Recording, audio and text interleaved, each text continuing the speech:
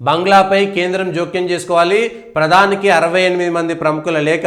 నిజానికి ఇవాళ భారతదేశంలో ఉన్నటువంటి ఏ పత్రిక అయినా సరే ఏ అంశం రావాలి, భారతదేశంలో ఏ పత్రిక అయినా సరే ఎన్ని రోజులైనా సరే బంగ్లాదేశ్లో అల్లర్లు జరిగినంత కాలం, బంగ్లాదేశ్ మీద ప్రపంచవ్యాప్తంగా ఒత్తిడి వచ్చేంత కాలం నిజానికి భారతదేశంలో ఉన్నటువంటి పత్రికలే, భారతదేశంలో ఉన్నటువంటి మీడియానే సాటి బంగ్లాదేశ్కి ప్రాణదానం చేసింది భారతదేశం. పాకిస్తాన్ నుంచి వారికి స్వతంత్రం ఇప్పించింది భారతదేశ సైన్యం యుద్ధంలో పాల్గొని పాకిస్తాన్ నుంచి చెర నుంచి బంగ్లాదేశ్ను విడదీసి, నిజానికి ఆ రోజే బంగ్లాదేశ్ను విడదీసిన రోజు ఆ రాజ్యాంగం అవన్నీ చెప్పిన రోజే చాలా స్పష్టంగా ఉండాల్సిందేమో. లేదంటే ఆ రోజే పాకిస్తాన్ నుంచి బంగ్లాదేశ్ విముక్తి చేసినప్పుడు బంగ్లాదేశ్ని భారతదేశంలో కలుపుకోవాల్సి ఉండిందేమో, ఆ అవకాశం వచ్చినప్పుడు కలుపుకోవాల్సి ఉండిందేమో. కానీ కలుపుకోలేక ఇవాళ భారతదేశంలో కలుపుకోలేక, ఎందుకంటే డెమోగ్రఫీ మారిపోయింది. 30% హిందువులు ఉన్నటువంటి దేశ జనాభా ఇవాళ 7%, 8% పడిపోయినటువంటి దుర్భర జీవితాలు ఉన్నటువంటి దేశంలో ఏం చేయాలనేటువంటిది కూడా అర్థం కానటువంటి ఒక సిచ్యువేషను. అట్లాంటిది ఇవాళ బంగ్లాదేశ్లో కోట్లాది మంది హిందువులను ఊచకొత్తకొస్తుంటే ఇవాళ మొత్తం భారతదేశంలో ఉన్న ఏ పత్రికైనా చిన్నది పెద్దది అంటే భారతదేశంలో పత్రికలు ఎవరికి కొమ్ము కాస్తాయనడానికి ఇంతకంటే ఎజెండా సెట్ చేస్తామని చెప్పుకునేటువంటి పత్రికలు ఇవాళ పెద్ద పేపర్ ఒక మొత్తం ఫుల్ పేజ్ బంగ్లాదేశ్లో జరుగుతున్నటువంటి పరిస్థితులను అద్దం పెడుతూ ఖచ్చితంగా పెద్ద ఒక ఫుల్ పేజీ వార్త రాయడంలో పోయిందేమున్నది అన్ని పక్కన పెట్టేద్దాం. బంగ్లాదేశ్లో జరుగుతున్న దాన్ని వాళ్ళ అన్ని భాషలు, దేశంలో ఉన్నటువంటి అన్ని భాషల పత్రికలు, చిన్నవి పెద్దవి, ఇంగ్లీష్తో సహా స్థానిక భాషలతో వచ్చేటువంటి అన్ని పత్రికలు ఒకే ఎజెండాతోటి బంగ్లాదేశ్లో ఉన్నటువంటి హిందువులకు మద్దతుగా ఎందుకు వార్తలు రాసలేరు? ఎక్కడో కింద ఎవరో చిన్న ధర్నా చేస్తే దాన్ని మాత్రం వేయడమే కాకుండా బంగ్లాదేశ్లో జరుగుతున్నటువంటి నరమేధాన్ని ప్రపంచ దృష్టికి తీసుకొచ్చే విధంగా ఎందుకు చేయట్లేదు? మరి ఇదే మీడియా పత్రికలు పాలస్తీనా గురించి, లెబనాన్ గురించి, ఇంకెవడి గురించో మనం ఎందుకు రాస్తున్నాం ఇక్కడ వార్తలు? ఆ అవసరం ఏమొచ్చింది? ఉక్రెయిన్ యుద్ధం మీద పేజీలకు పేజీలు రాసినాం కదా మనం. 1000 రోజులైందని చెప్పేసి ఉక్రెయిన్ యుద్ధం మీద, పాలస్తీనాకు సంబంధించి ఇజ్రాయెల్కు వ్యతిరేకంగా వార్తలు రాసినటువంటి భారతదేశంలో దేశభక్తి తగ్గిపోవడం అనేటువంటిది భారతదేశానికి ఎప్పుడైనా ఇబ్బందికరమైనటువంటిది. ముఖ్యంగా సమాజాన్ని ప్రభావితం చేసేటువంటి 3 అంశాలు. ఒకటి జర్నలిజం, ఒకటి మీడియా, జర్నలిస్టుల్లో విదేశీ భావజాలం ఉండడము,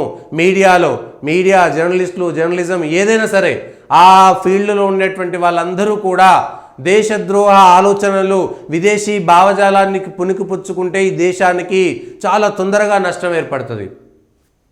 రెండవది సినిమాకు సంబంధించి కూడా సినిమా, నాటకాలు ఇవన్నీ కూడా భారతదేశంలో విదేశీ భావజాలాన్ని కేవలం యాంత్రిక దృష్టితోటి లేదా వ్యాపార దృష్టితోటి ఉండడం వల్ల కూడా భారతదేశానికి చాలా పెద్ద ఎత్తున నష్టం చేస్తుంది. ఇవాళ భారతదేశ ప్రజల మీద చాలా ఎత్తున ప్రభావం చూపేటువంటిది సినిమా. ఈ అంశంలో కూడా దేశభక్తి తగ్గిపోవడం అనేటువంటిది దేశాన్ని, ఎందుకంటే ఎక్కువ మందిని ప్రభావితం చూపి దేశాన్ని ప్రేమించడం కాదు, దేశాన్ని ద్వేషించడమే గొప్ప అనేటువంటి సినిమాలు వచ్చినాయి అనుకోండి, ఆ ప్రభావం ప్రజల మీద చాలా పడుతుంది.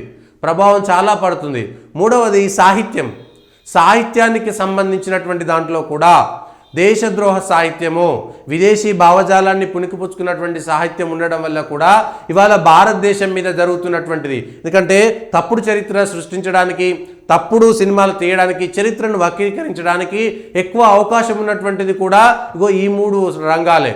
ఈ 3 రంగాల ప్రభావమే అటు ప్రభుత్వం మీద, రాజకీయాల మీద, న్యాయ వ్యవస్థ మీద పడుతుంది. ఈ 3 రంగాలు చక్కగా లేకపోతే ప్రజలపై నేరుగా పడుతుంది. నేరుగా సినిమా, సీరియళ్ళు, ఏదైనా టీవీ రంగం ఏదైనా సరే ఈ రంగాలలో స్పష్టమైనటువంటి అవగాహన లేనటువంటి విదేశీ భావజాలమే గొప్ప అనుకొని, విదేశీ సిద్ధాంతాలే గొప్ప అనుకొని భారతదేశంలో ఉంటూ ఈ దేశాన్ని ద్వేషిస్తూ, వ్యతిరేకిస్తూ, దేశాన్ని విమర్శిస్తూ, ప్రతి అంశంలో కూడా దేశాన్ని విమర్శించడమే గొప్ప అనుకునేటువంటి జర్నలిస్టులు ఉంటే, విదేశీ భావజాలంతో వచ్చేటువంటి సిద్ధాంతాలే గొప్ప అనుకునేటువంటి జర్నలిస్టులు, సాహిత్యము, సినిమాలు వెలువడితే ఈ దేశంలో నక్సలైట్లు గొప్ప అనేటువంటి జర్నలిస్టులు, నక్సలైట్లే దేశభక్తులు అనేటువంటి రాజకీయ నాయకులు, నక్సలైట్లే దేశభక్తులు అనుకునేటువంటి సినిమాలు వచ్చినాక అట్లాంటి వాళ్ళు ఈ వాతావరణాన్ని కలుషితం చేయడం అనేటువంటిది సర్వసాధారణం. అందుకనే ఇవాళ బంగ్లాదేశ్లో నరమేధం జరుగుతున్నా కూడా భారతదేశంలో ఉన్నటువంటి మీడియా సంస్థలు సిగ్గుతో తలదించుకోవాల్సినటువంటి అంశం ఇది. భారతదేశంలో ఉన్నటువంటి మీడియా సంస్థలు, మీడియా జర్నలిస్టులు, మేధావులు, లేకపోతే సినిమా సాహిత్యం అంతా సాహిత్యకారులు, వీళ్ళందరూ కూడా వాళ్ళ సిగ్గుతో తలదించుకోవాల్సినటువంటి అంశము. ప్రతిరోజు మీడియా ఇవాళ ఒక వారం రోజుల పాటు అదొక ఉద్యమంగా చేస్తే భారతదేశంలో ఉన్నటువంటి ప్రజల్లో కూడా ఒక ఆలోచన రేకెత్తించడానికి అవకాశం ఉండేది. అట్లాంటి అవకాశం లేకుండా చేసింది ఎవరంటే నిజానికి ఇస్కాన్పై నిషేధం కుదరదని బంగ్లాదేశ్ హైకోర్టు చెప్పాల్సినటువంటి పరిస్థితి. దానికి ఒత్తిడి ఎవరు తెచ్చారనేటువంటిది ఇంకొక చర్చ. భారతదేశంలో బలమైనటువంటి నాయకుడు ఉన్నాడు. బలమైనటువంటి నాయకుడు ఉన్నటువంటి తరుణంలో కూడా బంగ్లాదేశ్ పైన ఎందుకు చర్యలు తీసుకోవట్లేదు? ఇవన్నిటిని కూడా మనం డాట్స్ కలుపుకుంటూ పోతుంటే భారతదేశం పైన ఇవాళ బిడెన్ అనేటువంటి వ్యక్తి అమెరికాలో ఓడిపోయిన తర్వాత, ట్రంప్ అనేటువంటి వ్యక్తి గెలిచిన తర్వాత జనవరి 20 తారీఖు నాడు అమెరికాకు సంబంధించి వాళ్ళు ప్రజాస్వామ్యం గురించి చెప్తుంటారు. జనవరి 20న అధికారం మారుతుంది. అధ్యక్షుడు కొత్తగా ఎవరు వచ్చారో తెలిసిపోయింది. జో బిడెన్ ఈ నెల 15 రోజుల పాటు నవంబర్ డిసెంబర్ నుంచి ఇప్పటిదాకా జనవరి 20 దాకా చేయాల్సినటువంటి నష్టమంతా చేసుకుంటూ జార్జ్ సోరోస్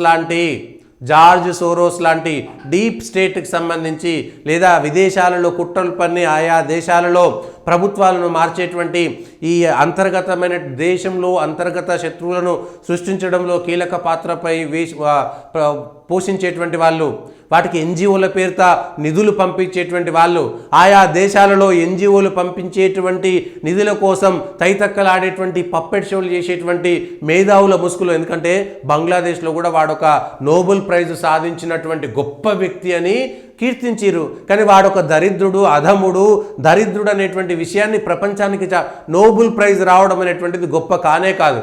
వేరే ఏ దేశాలకైనా భారతదేశంలో నోబెల్ ప్రైజ్ వచ్చిన వాళ్ళే గొప్ప అనుకోవడం అనేటువంటిది పొరపాటు. భారతదేశంలో కోట్ల మందికి నోబెల్ ప్రైజ్ ఇచ్చినా సరిపోవు. అట్లాంటి ఆవిష్కరణలు, అట్లాంటి గొప్పమైనటువంటి ఆవిష్కరణలు ఉన్నాయి, మేధావులు ఉన్నారు. కానీ నోబెల్ ప్రైజ్ వచ్చిన వాళ్ళందరూ కూడా గొప్పోళ్ళు కాదు భారతదేశంలో. అది కూడా గుర్తుంచుకోవాలి. అందరూ గొప్పలు కాదు. ఇవాళ బంగ్లాదేశ్లో జరిగింది కూడా అదే.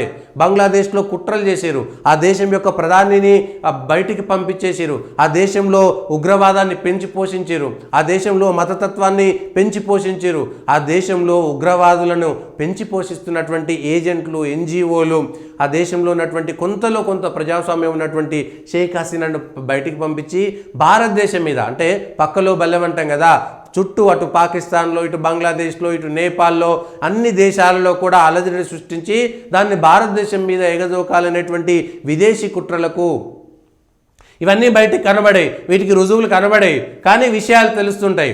ఏవి? మళ్ళీ మనం గాలి పీల్చుకుంటున్నామంటే గాలి కనబడదు కదా, కానీ గాలి ఉందనేది ఎంత నిజమో భారతదేశం మీద కుట్రలు చేస్తుంటే ఇవాళ భారతదేశంలో కూడా తైతక్కలాడేటువంటి అనేక మంది మేధావుల ముసుగులు ఉండేటువంటి వాళ్ళు ఉన్నారు. వాళ్ళందరినీ గురించి ఇవాళ మీడియాలో ఉండేటువంటి వాళ్ళు ఎక్స్పోజ్ చేయాలి.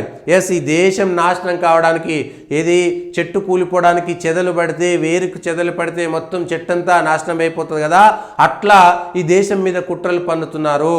బంగ్లాదేశ్లో కూడా హిందువులను హింస చేసి నరేంద్ర మోడీ ఒకేసారి యాక్టివ్గా అయిపోయి దానిపైన ఏదో చెలరేగిపోతే భారతదేశంలో కూడా కుట్రలు చేయాలనేటువంటి ఒక భావంతో దీనికి తెర వెనుక ఒక కుట్రతోటి చేస్తున్నటువంటిది. కానీ తప్పనిసరి పరిస్థితుల్లో తెర వెనుక అనేకమైనటువంటి ప్రయత్నాలు చేస్తున్నటువంటి నరేంద్ర మోడీ సర్కారు బహిరంగంగా కొన్ని చెప్పలేరు, కొన్ని చెయ్యలేరు. కానీ నిజంగా అక్కడ ఉన్నటువంటి వ్యవస్థలపైన కొంత ప్రభావం చూపేటువంటి ప్రయత్నం చేస్తున్నారు. కానీ ఇది ఒక్కటే కాదు, జో బిడెన్ జనవరి 20 తర్వాత దిగిపోయేంత వరకు కూడా విదేశాలలో, అనేక దేశాలలో ఈ కుట్రలు సాగుతూనే ఉంటాయి. ఉక్రెయిన్ కూడా జో బిడెన్ పోతూ ఉక్రెయిన్కి రెచ్చగొట్టి రష్యా మీద దాడులు చేయించిండు, బంగ్లాదేశ్లో దాడులు చేయించిండు. ఇట్లా అనేకమైనటువంటివి జరుగుతూనే ఉంటాయి. పాలస్తీనాకు సంబంధించినటువంటి ఉగ్రవాద సంస్థలకు మద్దతు ఇస్తూ ప్రపంచ దేశాల్లో ఆయా సంస్థలకు డబ్బులు పంపించేటువంటి కుట్రలు చేశారు. బంగ్లాదేశ్లో జరుగుతున్నది కూడా సిఐఏకి సంబంధించినటువంటి కొన్ని ఏజెంట్లు చేస్తున్నటువంటి కుట్రలు. ఇవాళ భారతదేశం బలి కావడానికి ప్రయత్నం చేస్తున్నారు. కేంద్రం ఆచితూచి జోక్యం చేసుకుని తెర వెనక బయటికి కనిపించకుండా ఏ మాత్రం ఆవేశపడ్డా, నరేంద్ర మోడీ సర్కారు ఏ మాత్రం ఆవేశపడ్డా కూడా భారతదేశంలో బంగ్లాదేశ్ తరహా అల్లర్లు చేయడానికి అన్ని రంగం సిద్ధం చేసుకున్నారు. ట్రాక్టర్ల కొద్దీ అవి రాళ్ళు తీసుకొచ్చి పెట్టినట్టుగా దేశం మొత్తం మీద కూడా భారతదేశంలో ఒక ముఖ్య నాయకుడు విదేశీ పర్యటనకు పోయి వచ్చిన తర్వాత అనేకం జరుగుతుంటాయి. కాబట్టి ఈ విషయాలపైన జాగరూకతతో ఉండాలి. భారతదేశంలో ఉన్న హిందువులంతా కూడా బంగ్లాదేశ్ హిందువులకు మద్దతు తెలపాలి. భారతదేశ ప్రభుత్వానికి మరింత బలం వచ్చే విధంగా భారతదేశ పౌరులందరూ కూడా ఇవాళ భారతదేశంలో ఒక 20-30 స్థానాలు నరేంద్ర మోడీ సర్కారుకు తక్కువ రావడం వల్ల జరిగినటువంటి నష్టం ఏంటంటే ఇదే భారతదేశంలో బలహీన దేశభక్త ప్రభుత్వం లేనంత కాలం ఈ దేశాన్ని ఇవాళ భారతదేశంలో ఎన్ని బాంబు పేలులు జరిగినాయి? గత 10-12 ఏళ్ళుగా భారతదేశంలో బాంబు పేలులు జరగక చాలామంది ఎంత ఫ్రస్ట్రేషన్ తోటి ఉన్నారు. ఇవాళ భారతదేశంలో అంతర్గతంగా బాంబు పేలుళ్ళు, ఉగ్రవాద దాడులు ఒక్కటి కూడా జరగట్లేదు. ఏదో పుల్వామా దేశ సరిహద్దుల వెంట జరిగేటువంటిది కాదు. ఇవాళ బాంబు పేలుళ్ళ పేరిట ఏమీ చేయలేనటువంటి వాళ్ళు డ్రగ్స్ తీసుకొస్తున్నారు. లేదా అంతర్గతంగా ఈ రామనవమి మీద ఇంకొక దాని మీద ఇట్లా మేధావుల ముసుగులో చేసేటువంటి దాడులు చేస్తున్నారు. ఆర్థికంగా అస్థిరపరిచేటువంటి కుట్ర చేస్తున్నారు. డ్రగ్స్ పేరు మీద భారతదేశాన్ని అస్థిరపరిచేటువంటి ఈ దేశం యొక్క యువతను మత్తుకు అలవాటు చేసి దేశాన్ని సర్వనాశనం చేసేటువంటి ప్రయత్నం చేస్తున్నారు. దేశం మీద ఒక రకంగా జరగదు. ఈ దేశాన్ని అస్థిరపరచడానికి డైరెక్ట్గా బాంబులేసేది ఒక రకమైతే, అంతర్గతంగా చాప కింద నీరులాగా మతాలు, మత మార్పిళ్ళు, ఎన్జిఓలు, డ్రగ్స్, మత్తు పదార్థాలు, ఇక అనేకమైనటువంటివి కూడా ఈ దేశం మీద కుట్ర చేస్తాయి. మన దేశంలో ఉన్నటువంటి వాళ్ళకు, ఈ దేశంలో ఉన్నటువంటి వాళ్ళకు పైసలు ఇచ్చి దేశం మీద వ్యతిరేక వార్తలు రాయించేటువంటి వాళ్ళు ఈ దేశంలో మీడియాలో పెట్టుబడులు పెట్టి నరేంద్ర మోడీ మీదనో, బీజేపీ మీదనో, లేకపోతే దేశం మీదనో అదంతా ఏం చేస్తారంటే నరేంద్ర మోడీ మీద వ్యతిరేక వార్తలు రాయొద్దు అనేటువంటి ఒక సృష్టి చేసి అది కాస్త దేశం మీద వ్యతిరేకది చాప కింద నీరులాగా ఎక్కిస్తుంటారు, మత్తులాగా ఎక్కిస్తుంటారు. అది మనకు అర్థం కూడా కాదు. ఇవాళ పెట్టిన విత్తనం 10 ఏళ్ళ తర్వాత అయినట్టుగా ఇవాళ ఒక బీజం వేసి అది 10 ఏళ్ళ దాకా 20 ఏళ్ళ దాకా అది చర్చకు వస్తుంది. అదే జరుగుతుంది. ఇవాళ 700 ఏళ్ల క్రితం ఈ దేశంలో దండయాత్రలు చేసి బీజం ఎట్లా పెట్టిరో ఇది కూడా అదే జరుగుతుంది. బంగ్లాదేశ్ పైన అనేక మంది ఆవేశపడుతుంటారు. నిజంగా బంగ్లాదేశ్లో హిందువులు బంగ్లాదేశ్ మీద ఒక దాడి చేస్తే, గాజాలో ఇజ్రాయెల్ లాంటి చిన్న దేశం గాజా మీద ఒక్క దాడి చేస్తే వాళ్ళ మొత్తం ఆగమైపోయింది కదా, గాజా స్ట్రిప్ అంతా కూడా పక్కకు పోయింది కదా.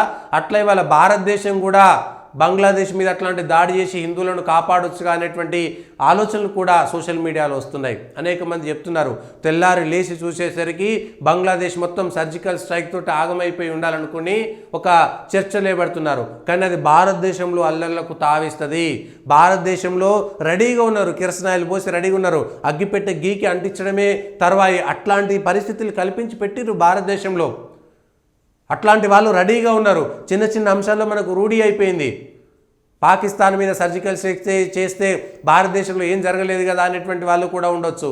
కానీ బంగ్లాదేశ్కు సంబంధించినటువంటి అంశంలో దేశంలో రెచ్చగొట్టి అనేక చోట ఉన్నాయి. కాబట్టి దాన్ని దాదాపుగా వచ్చే బడ్జెట్ సమావేశం వరకు కూడా ఫిబ్రవరికి కూడా, అందుకే జేపీసీకి సంబంధించినటువంటి అంశం, వక్ఫ్ పైన జేపీసీకి సంబంధించినటువంటి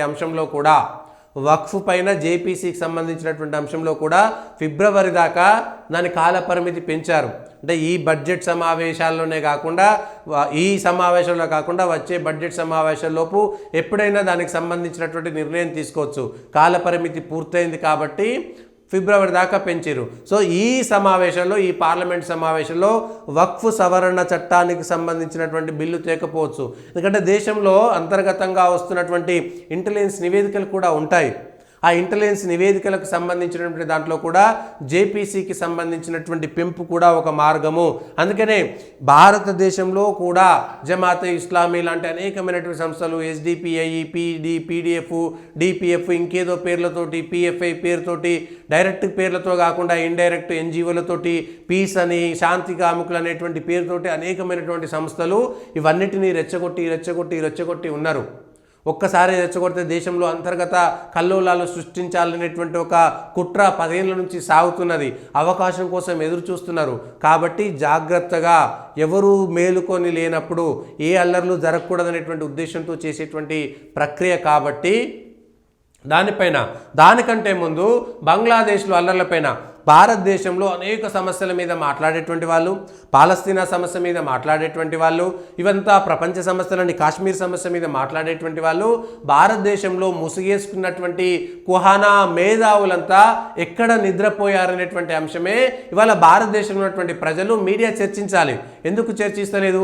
మానవ హక్కుల కోసం, పౌర హక్కుల కోసం, మైనార్టీల రక్షణ కోసం గొంతు చించుకున్నటువంటి కుహానా మేధావులారా, మీరంతా ఈరోజు ఏ కలుగులో నిద్రపోయారు, ఏ ఎలుక పొక్కల్లో దాక్కున్నారనేటువంటి విషయాన్ని ఇవాళ మీడియా ఎందుకు మాట్లాడతలేదు? నక్సలైట్లను ఎన్కౌంటర్ చేస్తే మాట్లాడేటువంటి గొప్ప మేధావులు నక్సలైట్ల చేత చంపబడినటువంటి వాళ్ళ గురించి మాట్లాడరు. ఇవాళ పాలస్తీనా కోసం సంఘీభావ సదస్సులు పెట్టినటువంటి ఈ దేశంలో ఉన్నటువంటి మేధావులు, జర్నలిస్టులు, సినిమా వాళ్ళు, ఎవడైనా సరే ఆల్ ఐస్ ఆన్ రఫా అని చెప్పినటువంటి, ఆల్ ఐసాన్ రఫాని, ఆఖరికి మహేష్ బాబు బిడ్డ కూడా పెట్టింది ఆల్ ఐసాన్ రఫాని, సమంత కూడా పెట్టింది, రకుల్ ప్రీత్ సింగ్ కూడా పెట్టింది, ఇంకెవరో సినిమా వాళ్ళు 40-50 మంది రఫా మీద జరిగినటువంటి దాడిలో ఏదో ఆల్ ఐసాన్ రఫాని పెట్టినటువంటి సినిమా వాళ్ళు ఇవాళ బంగ్లాదేశ్లో బెంగాలీల పైన, బంగ్లాదేశ్లో ఉన్నటువంటి బెంగాలీలు అందరూ మతం మారినటువంటి వాళ్ళే, 100% వాళ్ళు హిందువులే. పూర్వం వరుసగా 5 ఏళ్ల క్రితం, 10 ఏళ్ల క్రితం, 70-100 ఏళ్ల క్రితం ఆడ 70% మంది హిందువులే ఉండే, 40 ఏళ్ల క్రితం కూడా. అట్లాంటి బంగ్లాదేశ్లో సాటి హిందువులపైన దాడి జరిపి ఊచకోత కోస్తుంటే ఇవాళ ఇస్కాన్కు వెళ్ళేటువంటి సినిమా మేధావులారా, జర్నలిస్టు మేధావులారా, రాజకీయ మేధావులారా, ఏది మానవ హక్కుల కార్యకర్తలారా, ఏమైంది? ఎక్కడికి పోయింది మీ ప్రేమ, మీ సహనం, మీ మానవత్వం? ఇవన్నీ చచ్చిపోయినాయా? ఇగో ఇది మీ ద్వంద్వ విధానం, ఇది మీ ద్వంద్వ విధానము. ఇగో వీళ్ళంతా మేధావుల ముసుగులో భారతదేశంలో కలహాలు సృష్టించేటువంటి వాళ్ళు ఉన్నారు. కాబట్టే ఇవాళ ఏకదాటిన బంగ్లాదేశ్ మీద దాడి చేయలేకపోతున్నారు. కానీ జరుగుతుంది, సర్జికల్ స్ట్రైక్ జరుగుతుంది బంగ్లాదేశ్ మీద. ఎస్, బర్మా మీద కూడా జరిగింది కదా. సిగ్గు లేనటువంటి వాళ్ళు ఇవాళ బంగ్లాదేశ్ నుంచి వలస వస్తే భారతదేశంలో వాళ్ళందరికీ రేషన్ కార్డులు ఇస్తున్నాం. సిగ్గు లేనటువంటి వాళ్ళు, వాళ్ళంతా బంగ్లాదేశ్లో ఏది హత్యకు గురైనటువంటి హిందువులు కాదు ఇక్కడికి వచ్చింది, ముస్లింలు కూడా. బంగ్లాదేశీ ముస్లింలు కోట్ల మంది వాళ్ళ భారతదేశంలో ఉన్నారు, లక్షల మంది హైదరాబాద్ తెలంగాణలో ఉన్నారు. రోహింగ్యాలు లక్షల మంది హైదరాబాద్ తెలంగాణలో ఉన్నారు. వాళ్ళ కోసం మాట్లాడినటువంటి కుక్కమూతి పిందెలు ఇవాళ ఎందుకు మాట్లాడతలేరు? బంగ్లాదేశీలు వీడికి వస్తే వాళ్ళందరికీ, ఇవాళ తెలంగాణ సమాజానికి కానీ దేశంలో ఉన్నటువంటి సమాజానికి అక్రమంగా భారతదేశంలో చొరబాటు ద్వారా వచ్చి నివసిస్తున్నటువంటి వాళ్ళను గుర్తించి వెనక్కి పంపేటువంటి ప్రక్రియ సాగకపోతే వాళ్ళ బంగ్లాదేశ్లో ఇట్లాంటి అకృత్యాలు జరుగుతూనే ఉంటాయి. ఎస్, భారతదేశం ఏమీ ధర్మసత్రం కాదు. ఎవడు పడితే వాడు వచ్చి ఉండడానికి మనమేం పుణ్యానికి లేము. మనం కష్టపడి ఇవాళ సొమ్ము కూడబెట్టుకొని మనం పన్నులు కడితే బంగ్లాదేశ్ నుంచి వచ్చినటువంటి వాడికి ఉచిత రేషన్ బియ్యం, ఉచితంగా ఆధార్ కార్డులు, వాడికి పాస్పోర్ట్లు, వాడికి ఎలక్షన్ కార్డులు అన్నీ ఇచ్చేసి ఓట్ల సంఖ్యను పెంచుకొని వాడు రేపొద్దుగాల డిమాండ్ చేస్తాడు, మా ఇన్ని నోట్లు ఉన్నాయి కాబట్టి మాకు ఇన్ని చేయాలని. వాడు బంగ్లాదేశ్ నుంచి వస్తాడు. ఈ దేశంలోనేమో మనం ఉంటూ ఈ దేశంలో ఒక గుంట భూమి కొనుక్కోవాలంటే, గజం భూమి కొనుక్కోవాలంటే, తరాలు కష్టపడి, కుటుంబాలు కష్టపడి ఒక ఇల్లు కొనుక్కోవాలంటే కష్టపడుతున్నటువంటి మనము, బుక్కడి బువ్వ కోసం కష్టపడుతున్నటువంటి మనము, ఉచితంగా రోహింగ్యాలకు, బంగ్లాదేశీలకి అప్పనంగా మన సంపదనంతా కూడా దోచి పెడుతున్నటువంటి దుర్మార్గులకు ఓట్లేస్తున్నాము. అది గుర్తుంచుకోవాలి ప్రజలారా, అది గుర్తుంచుకోవాలి. అది బంగ్లాదేశ్కు సంబంధించినటువంటి